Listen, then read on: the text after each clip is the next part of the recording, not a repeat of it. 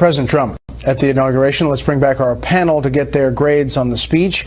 You know, Tom, I heard a lot of people say that they were fired up by this speech, that this was plain spoken. Now, these arguably are people who supported Donald Trump, were ready for change, but thought that this was what they wanted to hear, living up to what he talked about on the campaign trail. What I thought was very interesting was the reaction at the end of the speech, that whatever, other people perhaps, whether it be journalists or Democrats or people who don't have an opinion either way, although there are probably few of those regarding Mr. Trump, the reaction of the crowd, of the Trump supporters, when he ended on that line, "And we will make America great again," was elation to a degree that I think superseded even President Obama's inaugural address with the vast crowds, more, I'm afraid, Mr. Trump, than you had in 2009. And I think what you see there, and you see with Trump in terms of this bombastic messaging that we saw on Saturday, for example, yesterday, he knows that that constituency, that base that he's brought together, doesn't just balance him against necessary Democratic challenge, but I think it balances him against Republicans who might want to push him in directions perhaps that he doesn't want to go. AB, it was an indictment of the establishment, both on the left and the right, Republicans and Democrats. There were cutaway shots of President Obama and George W. Bush, kind of wincing at moments. But overall, what do you think? Well, I thought that he did a good job of speaking to his own supporters, and that's what he did. But that's a missed opportunity. So his whole message to them about this is a government for you now and not, it's for the people and not for the establishment that left you out struggling and forgotten, that was very powerful. But it's what he tells them all the time. This was an opportunity for him, especially followed by what we saw yesterday, Brett, with those crowds of Muslims and Mormons and environmentalists and women and men who all have a beef with this president, and they are more in number across this country, if you add Hillary's voters to the people who simply stayed home and worried enough about Trump and hated Hillary and didn't vote for him.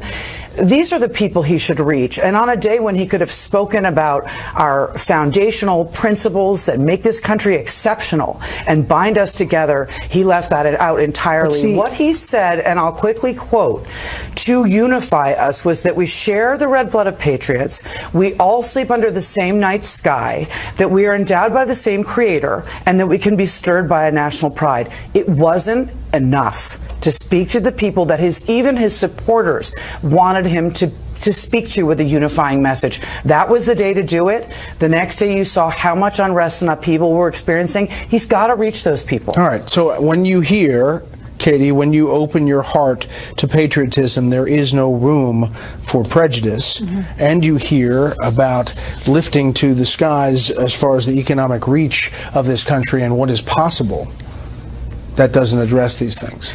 I would disagree on some levels with, I agree that he could have talked more about our foundations, what makes us similar, but at the same time, I also think that the expectation that Donald Trump is going to be offering anything different than he already has moving forward simply because he has a new title and is in Washington, D.C. is a very high expectation that will be met with much disappointment over the next 4 years, if not the next 8. I think when he talks about us as Americans, he's doing the opposite of what we've seen Democrats do and President Obama do in the sense of dividing people up into groups. He's talking to people as Americans. He's not talking to them as minorities. He's not talking to them as women. He's trying to send this message that as Americans, we are unstoppable. And he doesn't want to go down these paths of division. And quite frankly, when it comes to trying to reach out to folks, I think him getting elected and the type of people who came out to vote for him, the people who weren't involved in the political process,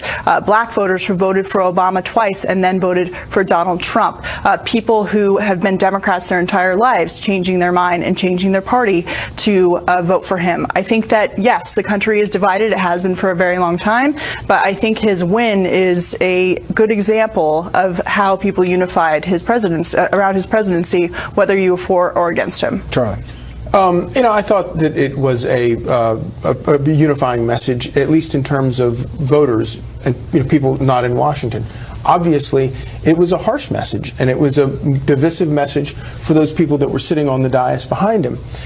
one of the things that Donald Trump, I think, is a secret to his success is the fact that he tapped into this extreme frustration across the board of people watching politicians come to Washington and, you know, having said something, campaigned one way, and then come to Washington and change their tune and suddenly get into bed with other politicians and sing a different song.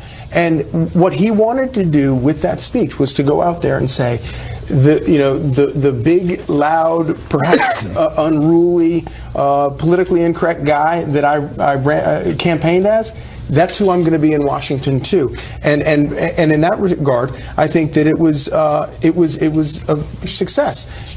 If he is able to actually accomplish a lot of the things that he has talked about, I think that is where, you know, we will see whether or not he's actually able to reach these people that didn't vote for him, because a lot of those things are things that those people like. So when you hear the people who look at this speech as a Rorschach test and they see what they see, and they see something that's scary, that harkens a patriotism that is they feel dangerous, what do you say to them?